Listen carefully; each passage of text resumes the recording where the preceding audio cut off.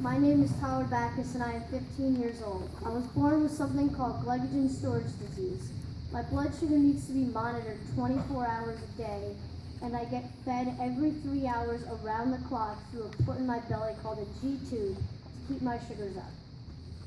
It's not so bad during the day, but at night it's a real hassle. My parents and I set multiple alarms for 2 a.m. and 5 a.m. every night so we don't miss a beat. If we did, my sugars would drop and I would have a seizure or even worse.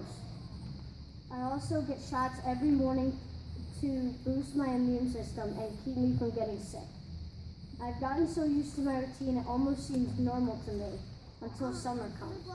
That's when everyone I know talks about their plans to go to camp, grandparents' houses, or even on vacations with friends and family, none of which I could do. I'd never even slept at a friend's house before. Then when I was 13, I heard about the hole-in-the-wall game camp and everything changed. For me, the hole-in-the-wall game camp meant that I could do something normal in my world that revolves around chronic illness. I never thought I could go overnight somewhere and then feel comfortable in my own skin. Not one other kid stared, whispered, or even cared that what was going on with me medically, and it felt great. I'm also small for my age, and for the first time I didn't get a questioning look when I told people I was 15.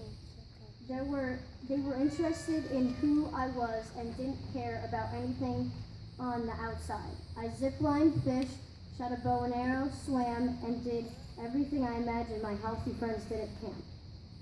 I felt unstoppable, like I could take on the world. My best memory from camp was hanging out with another boy in the Moose Lodge. The Moose Lodge is the home base for doctors and nurses and the place where kids sleep if they need medical care throughout the night.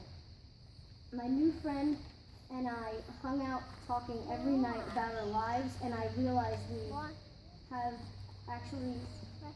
we actually had something unique in common.